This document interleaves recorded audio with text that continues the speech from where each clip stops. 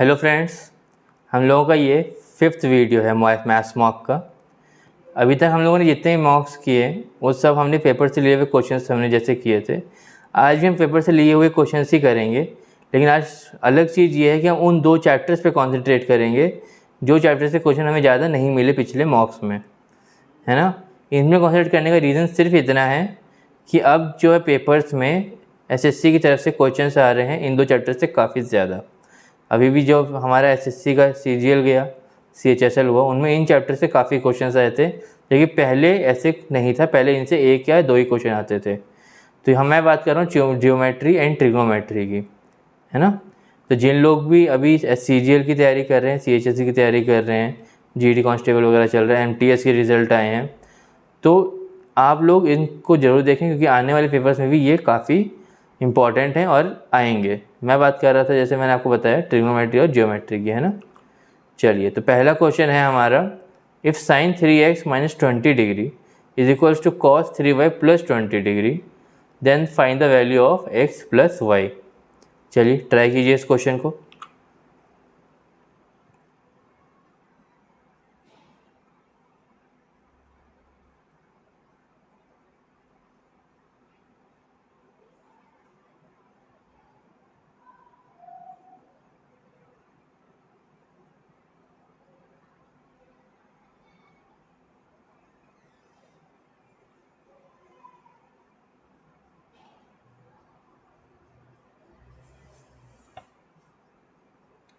चलिए, तो इन क्वेश्चंस में जब भी आपका ऐसे ट्रिग्नोमेट्रिक फॉर्म्स आपके इक्वेट किए जाते हैं तो आपको इनके रिलेशंस पता होने चाहिए बस। जैसे कि साइन और कॉस का अगर ये कर रहे हैं तो साइन होता है हमारा साइन थीटा होता है कॉस 90 माइनस थीटा, या फिर कॉस थीटा होता है हमारा साइन 90 माइनस थीटा। आप कोई भी एक फॉर्म इसमें लगा सकते हैं। अब जैसे अगर मैं साइन वाले को कन्वर्ट करूं तो ये लिखा हुआ है साइन 3x माइनस 20 डिग्री बराबर में, है ना, बराबर में कॉस 3y प्लस 20 डिग्री। चलिए, अब मैं साइन को कॉस में कन्वर्ट करूँगा, क्या लिखूँगा, cos 90 minus 3x plus 20 degree. Basically इसको थीटा मान के माइनस किया हमने, बराबर में कॉस 3y प्लस 20 डिग्री, है ना। तो ये जब दोनों की तरफ कॉस है तो हमारे थीटा एंगल्स इक्वल हो जाएंगे। तो 90 माइनस 3x प्लस 20 इक्वल हो जाएगा 3y प्लस 20 से, ठीक है। तो देखिए 20 से 20 कट गया, प्लस का माइनस का 3x है, उस तरफ जाके प्लस का हो जाएगा, और 3 कॉमन अगर ले लेंगे तो 90/3 बराबर आ जाएगा हमारा x प्लस वाई, जो कि इसको काट के ये हो जाएगा 30 डिग्री। तो जिन लोगों का भी ऑप्शन 2 है उनका सही है। तो बेसिकली इसमें आपको सीखना खाली यही था कि ये 2 फॉर्मूलाज आपको पता होने चाहिए, रिलेशन इनके, बाकी सब सिंपल आपके कैलकुलेशंस हैं। चलिए नेक्स्ट क्वेश्चन देखते हैं। If 7 sine square q plus 3 cos square q is equals to 4, ठीक है। और जो क्यू है उसकी आप इन्होंने रेंज दी है, 0 डिग्री से बड़ी है और 90 डिग्री से छोटी है। Then find the value of q. चलिए ट्राई कीजिए इस क्वेश्चन को, 30 सेकेंड्स हैं आपके पास।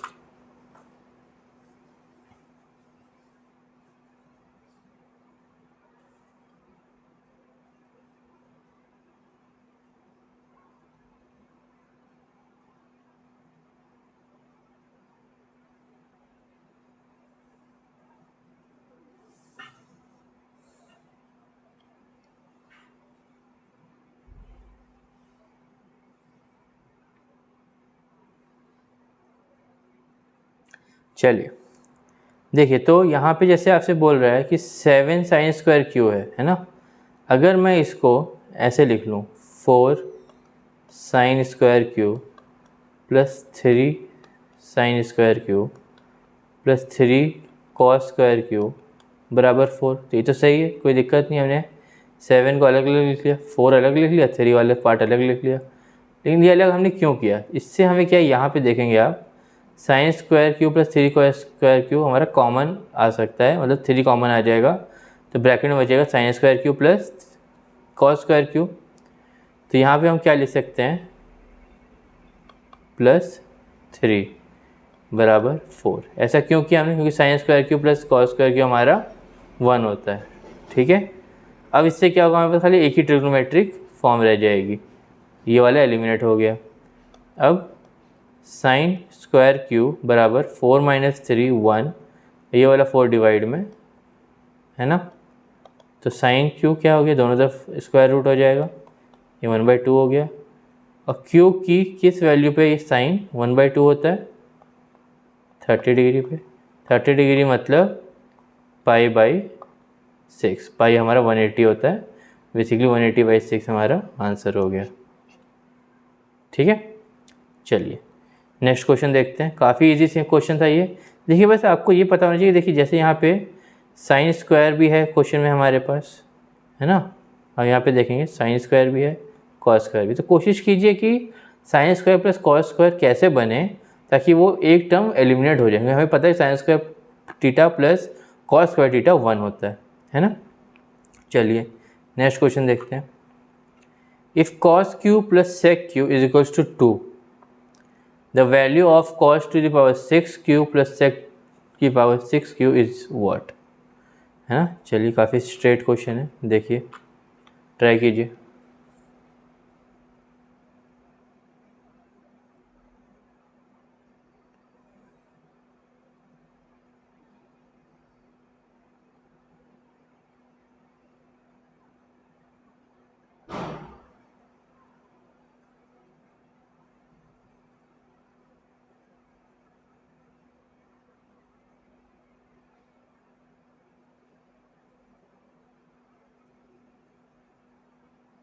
चलिए देखिए, जब भी इस तरह का क्वेश्चन आ जाए आपके सामने, यहाँ पावर जो है इवन चल रही है ना, 2 के मल्टीपल में आपकी पावर चल रही है, देखिए 6 जो है 2 का मल्टीपल है, तो आंसर वही आएगा जो हमारा था। तो जिन लोगों का आंसर 2 आया है सही है। ये तो हो गई नॉर्मल एक बात याद रखने वाली।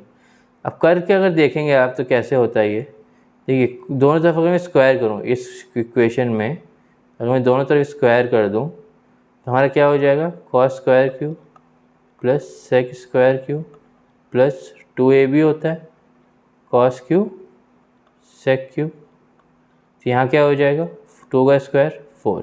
अब कॉस क्यू और सेक क्यू तो कट जाएगा, एक दूसरे का अपोजिट है ना कॉस और सेक, तो क्या बच गया, cos square q plus sec square q बराबर 4 - 2, वापस से 2 बचा। देखा इवन पावर है, अगेन यहाँ पे 2 बचा। अगर cos square q plus sec square q आपसे पूछ रहे तब भी आपका 2 आता। आप इसको फिर से स्क्वायर करेंगे तो फिर से 2 ही आएगा। ठीक है, लेकिन हमें पूछ रहा है कॉस की पावर 6 प्लस सेक की पावर 6 क्यूब, तो इसमें आपको क्यूब करना है। इसको क्यूब का फॉर्मूला जिनको नहीं पता होता है, a + b का होल क्यूब होता है हमारा a³ + b³ + 3ab + a × a + b, है ना।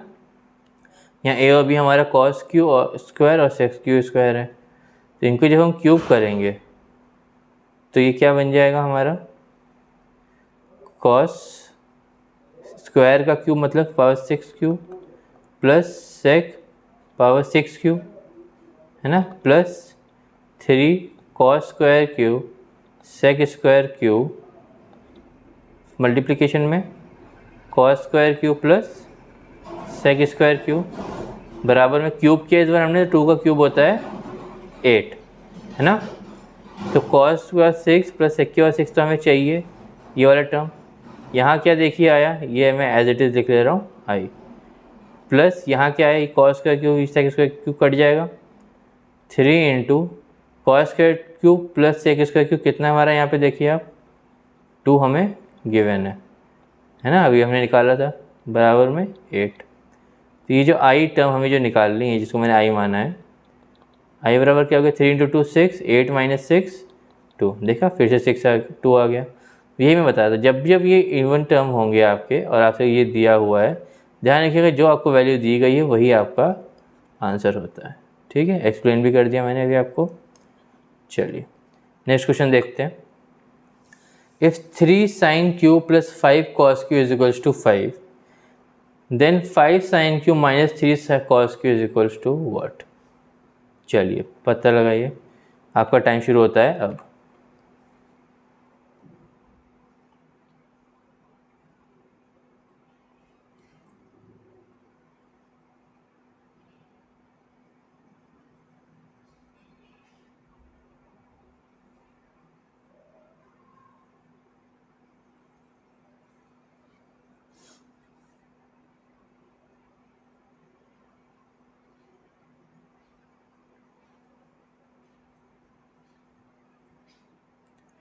चलिए देखिए, जब भी ऐसा दिया रहता है आपको इक्वेशन और आपको साइन चेंज किया उसने, देखिए प्लस को माइनस कर दिया यहाँ पे देखेंगे आप, है ना, और कोफिशिएंट्स को चेंज किया हुआ है उन्होंने। जो कॉस का कोफिशिएंट था वो साइन में लगाया है, और जो कॉस साइन का कोफिशिएंट है ये कॉस में लगाया है। ये मैं आपको इसलिए बता रहा हूँ कि ये आपको अगर ये ध्यान रहेगा तो आपको ये पता चलेगा कि कब आपको ये काम करना है कब नहीं करना है। तो इसमें मैं आपको बता रहा हूँ, देखिए जैसे मैं यहाँ पे आपको लिख के बताऊँ, 3 sine cube plus 5 cos cube बराबर 5 है। ठीक है, यहाँ पे क्या है, 5 sine cube minus 3 cos cube बराबर में क्या होगा, यह से पूछा है। तो इसकी जो वैल्यू आती है ना, क्वेश्चन मार्क जो उसने पूछा है, वो देखिए क्या होता है। जैसे इसको अगर ए मान लें, इसको बी मान लें, इसको सी अगर मान लें आप, तो यहाँ पे ये आपका ए हो जाएगा। मैं इसको लिख लेता हूँ एक बार, ए बी सी। ये देखिए आपका बी यहाँ पे आ गया और ए यहाँ पे आ गया, और साइन जो है चेंज हो गया आपका। तो ऐसे में आपको क्या करना है, क्वेश्चन मार्क की वैल्यू हमेशा आती है स्क्वायर जो है माइनस होगा प्लस ए स्क्वायर प्लस बी स्क्वायर। तो ये आपका कितना आ गया, देखिए ए स्क्वायर कितना है हमारा 9, ठीक है।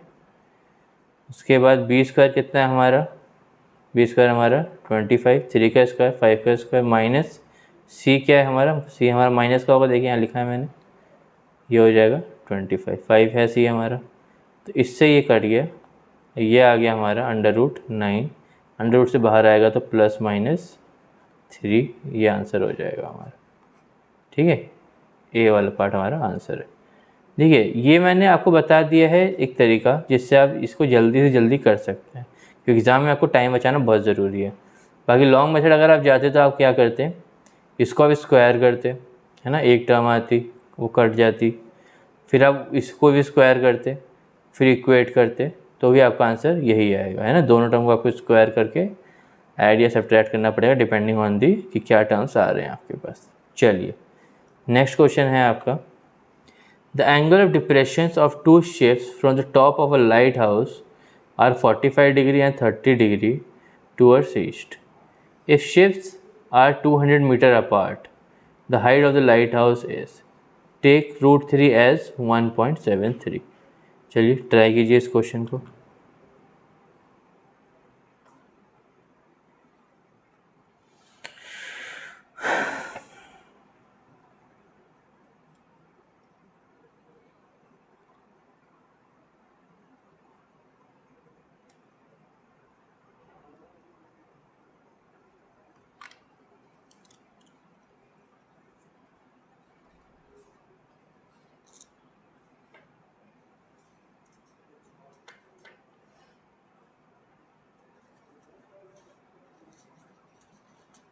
चलिए टाइम हो गया आपका। अगर इसको हम समझें, वो क्या कह रहा है कि एक लाइट हाउस है ना,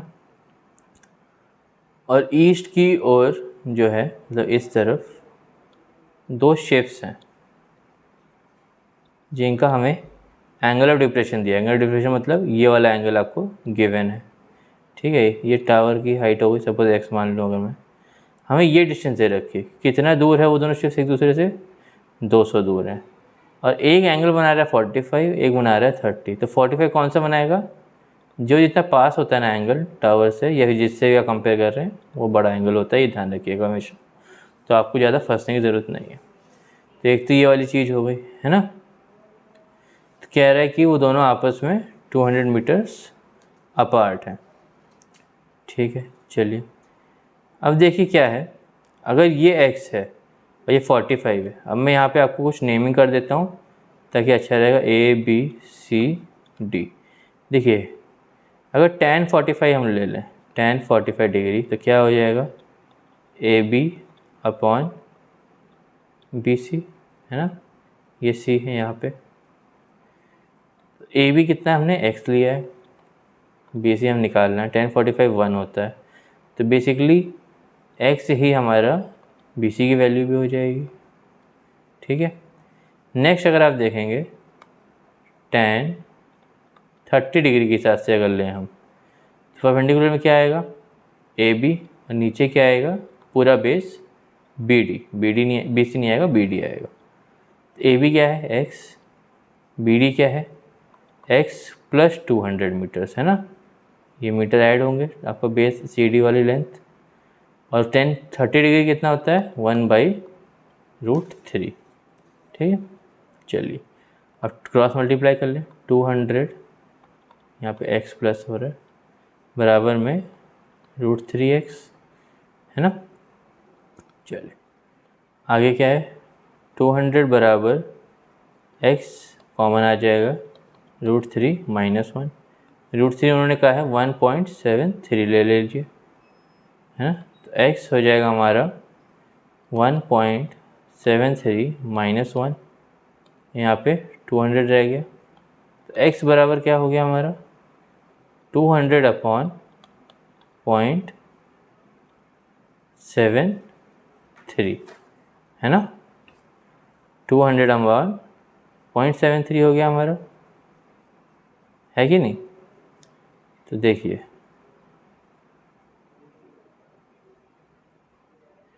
यहाँ पे कुछ मिस्टेक हुई क्या, ये आपका tan आ गया A B by B C, tan 1 B C हो गया, tan 30 डिग्री हो गया A B by B D, ठीक है, tan 30 डिग्री होता है 1/√3 x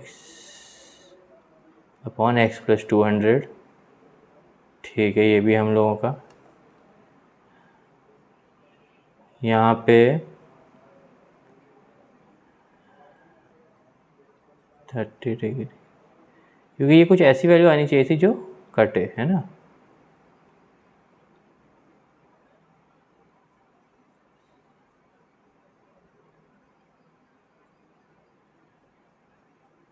अच्छा देखिए जब भी इस टाइप का क्वेश्चन आए ना आपके पास, तो आप एक काम कीजिएगा, क्योंकि देखिए यहाँ पे ये वैल्यू कट नहीं रही है ना, ये हमें दिख रहा है कि ये नहीं कटेगी, तो √3 माइनस 1 जो है, इसको आप क्या लिख लीजिए, 200 x इंटू √3 माइनस 1 है। तो चलिए मैं आपको लिख के दिखा देता हूँ, इसमें आप क्या कीजिए, ऊपर नीचे √3 प्लस 1 को मल्टीप्लाई कर लीजिए, ठीक है, इससे क्या होगा, आपका रैशनलाइजेशन हो जाए, क्योंकि यहाँ पे आप देखिए, अब यहाँ पे आएंगे तो 0.73 आपका 200 को काटेगा, तो कोई आपको होल नंबर नहीं मिलेगा। रैशनलाइज आप यहाँ भी कर सकते हैं, लेकिन आपको दिक्कत आएगी, इसलिए आप क्या, जब भी रूट का क्वेश्चन आए आप कोशिश कीजिए रैशनलाइज कर लीजिए।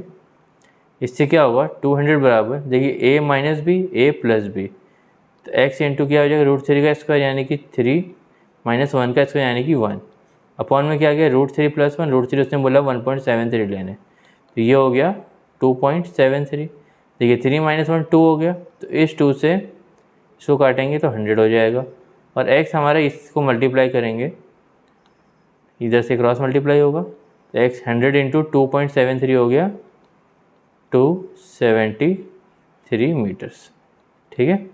तो ये चीज़ आपको ध्यान रखनी है बस, कि जब भी अगर √3 में है और आपको ऐसा वैल्यू मिल जाए जो नहीं कट रहा है ना, यहाँ पे जैसे आया हमारा नहीं कट रहा है ये, तो आप क्या करें, रैशनलाइज कर लें। एक बार जैसे मैंने पहले कैलकुलेशन चेक करी, आप पहले मेक श्योर कर लीजिए कहीं कैलकुलेशन मिस्टेक ना हुई हो, और फिर आप यहाँ पे देख लें कि रैशनलाइज करने से आपका आंसर जल्दी आ जाएगा, क्योंकि बिना रैशनलाइज के आपका क्वेश्चन फंस रहा था, ठीक है। तो जिन लोगों का भी आंसर 1 है उनके लिए अच्छा है। चलिए जिनका नहीं है उन्होंने देख लिया और नई चीज़ भी सीखी कि अगर आपको बिना रैशनलाइज का आंसर नहीं आ रहा है, इसका मतलब ये नहीं कि आपके क्वेश्चन गलत कर दिया, इसका मतलब ये है कि आप रैशनलाइज कर लीजिए और आपका आंसर आ जाएगा। चलिए नेक्स्ट क्वेश्चन देखते हैं। In an isosceles triangle if the vertex angle is twice the sum of the base angles then the measure of the half of the vertex angle of the triangle is. चलिए निकालिए, काफ़ी straight forward question है और अब geometry के question आने लगे हैं धीरे धीरे, है ना। चलिए ट्राई कीजिए।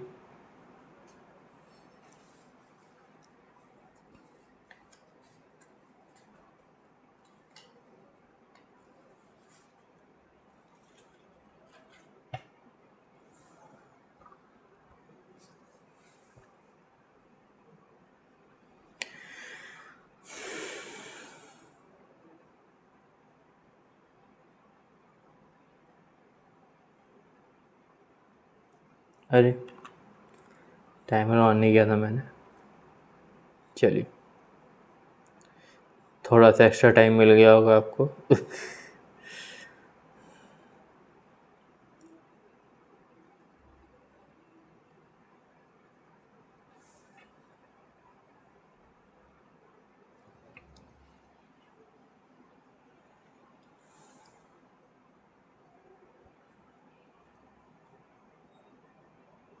चलिए देखिए, इसमें वैसे ज़्यादा टाइम की ज़रूरत थी नहीं, बट फिर भी मैं आपको बता दूं। आइसोसेलेस ट्रायंगल में आपको पता है, जैसे अगर मैं ट्रायंगल आपको बताऊं, आइसोसेलेस ट्रायंगल मतलब कोई दो एंगल इसके इक्वल होंगे। बेस एंगल अगर इनको अगर हम मान लें, ये दोनों इक्वल होंगे और ये वाला अलग होगा। तो कह रहा है कि जो वर्टेक्स एंगल, जो अलग वाला एंगल है, वो बेस एंगल्स के सम का डबल है।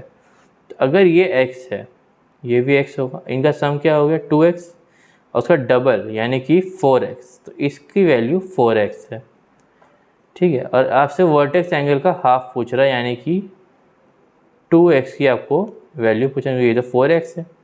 कैसे निकालेंगे? सम ऑफ ट्रायंगल्स, एंगल्स आपको पता है कि ट्रायंगल का क्या होता है, हमेशा 180 डिग्री होता है। तो ये 4x प्लस एक्स क्या हो गया 6x बराबर 180 डिग्री। दोनों तरफ 3 से अगर डिवाइड कर दें आप, क्योंकि आपको 2x की वैल्यू चाहिए, तो ये आपका कितना हो गया 60 डिग्री, है ना। चलिए तो इस तरह से आप ये क्वेश्चन कर सकते हैं। चलिए, इसमें कुछ समझाने लायक बात तो है नहीं, आइसोसेलेस ट्रायंगल पूछा था, काफ़ी बेसिक क्वेश्चन था ये। चलिए नेक्स्ट क्वेश्चन पे चलते हैं। Possible lengths of 3 sides of a triangle. Options हैं आपके सामने, कोशिश कीजिए इन क्वेश्चन को।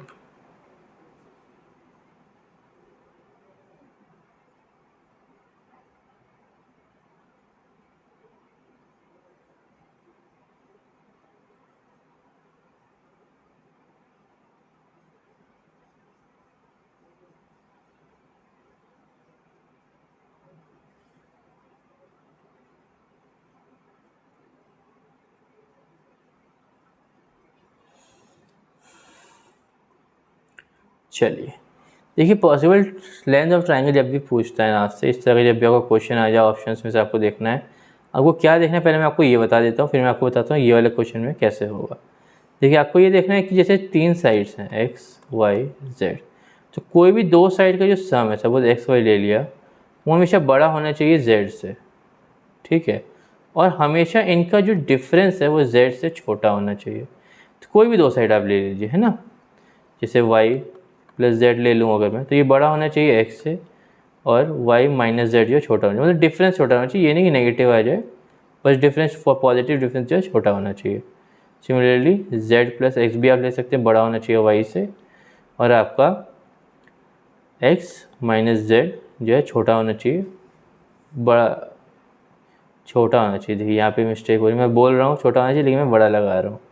तो आपको यहाँ पे क्या करना है, z आपको बड़ा होना चाहिए इन दोनों के डिफरेंस से, है ना, ये डिफरेंस से ये बड़ा होना चाहिए। ठीक है, चलिए तो अभी इसमें देखिए आप, जैसे 2 प्लस 3 5, 6 से छोटा हो गया, तो प्लस वाली वैल्यू बड़ी होनी चाहिए, जैसे मैंने आपको बताया। तो ये ऑप्शन नहीं होगा। 3 प्लस 4 7, इससे बड़ा है 5 से, ठीक है। 3 प्लस 5 भी इससे बड़ा है, 4 प्लस 5 भी इससे बड़ा है। अब हम नेगेटिव वाला चेक कीजिए, 4 माइनस 3 1 इससे छोटा है, ठीक है। 5 माइनस 4 1 इससे छोटा है, 5 माइनस 3, ठीक है, सही है। ये वाला आपका आंसर हो गया। बाकी आप चेक करेंगे तो ऐसे ही सेट नहीं होगा। जैसे 2.5 प्लस 3.5 6 के इक्वल आता है, इक्वल मैंने कहीं भी नहीं बताया, देखा, तो इक्वल नहीं आना है, बड़ा आना है। और यहाँ पे आप जैसे देखेंगे 4 प्लस 4 9 से छोटा रह गया, तो ये भी नहीं होगा, तो ये होगा। बाकी 3 4 और 5 पढ़ के पता चल जाता है, जिन लोगों ने इनफ क्वेश्चंस किए होंगे, कि ये एक ट्रिग्नोमेट्रिक रिलेशन बना रहे हैं, मतलब 3 का स्क्वायर प्लस 4 का स्क्वायर हमेशा 5 के स्क्वायर के बराबर होता है। ये आपका होता है ट्रिग्नोमेट्रिक रिलेशन जो आपका एक RHS यानी कि राइट एंगल ट्रायंगल बनाता है। ठीक है, तो काफ़ी सारी चीज़ें मैंने बता दी इनमें कि कैसे चेक करना है। ये वाली चीज़ हो गई, ये पाइथागोरस है और इसका एक रिलेशन है जो हमें पता है, यहाँ पे आपका 90 डिग्री। चलिए नेक्स्ट क्वेश्चन देखते हैं। If the measure of the sides of a triangle are x square minus 1 x square plus 1 and 2x centimetre then the triangle would be. चलिए ट्राई कीजिए इस क्वेश्चन को।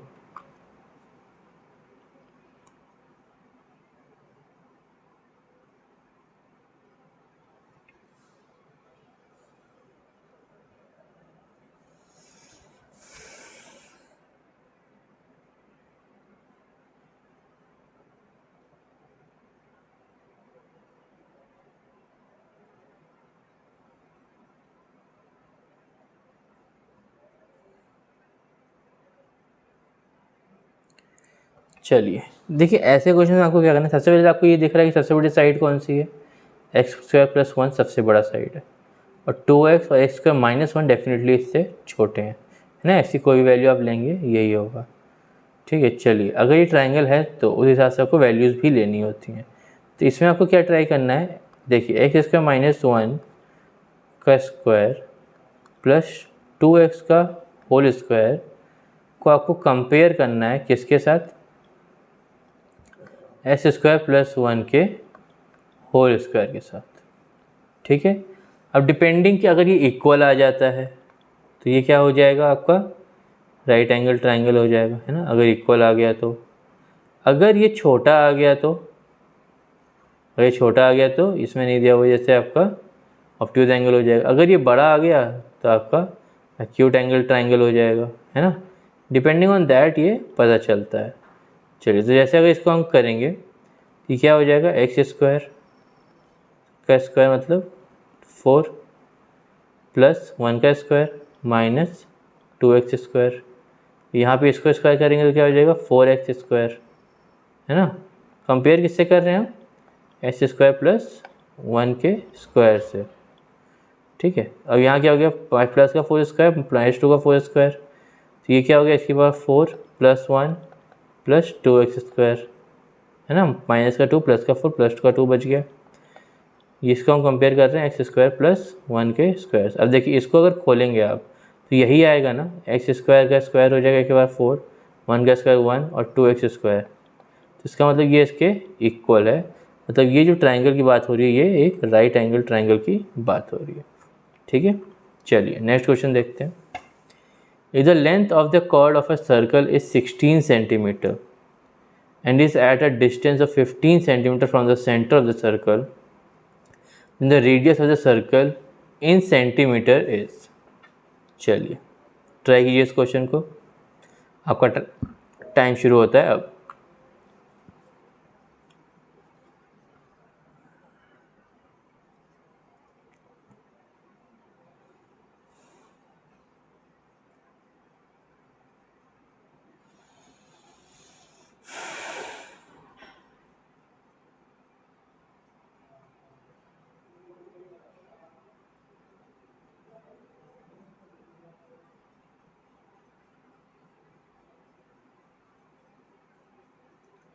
चलिए देखिए, अब इसमें आपको क्या, मैं आपको एक्सप्लेन कर देता हूँ थोड़ा सा। जैसे ये एक सर्कल है, ठीक है।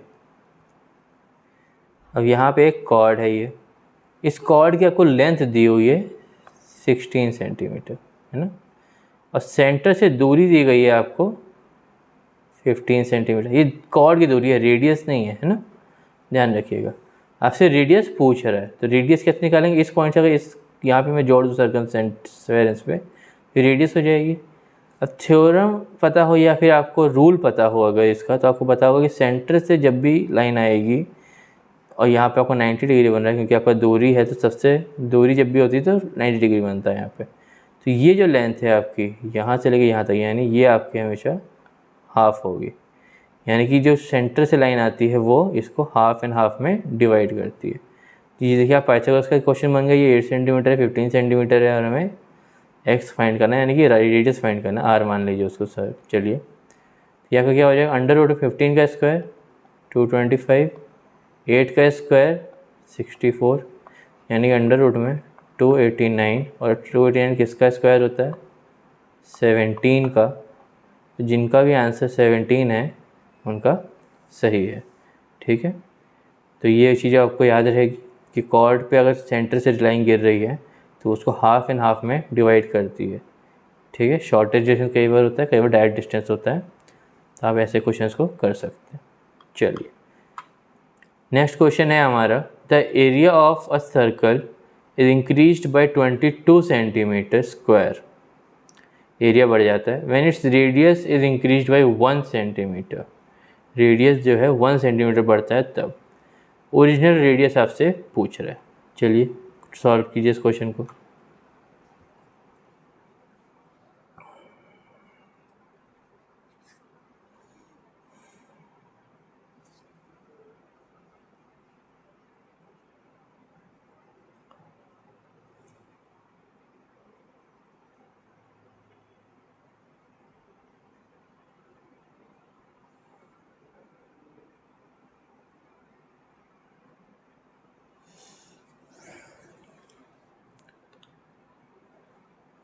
चलिए देखिए, रेडियस का नॉर्मली क्या होता है, एरिया पाई आर स्क्वायर है ना। आर हमने मान लिया रेडियस है उसकी। कह रहे ये बढ़ जाता है कितना, 22।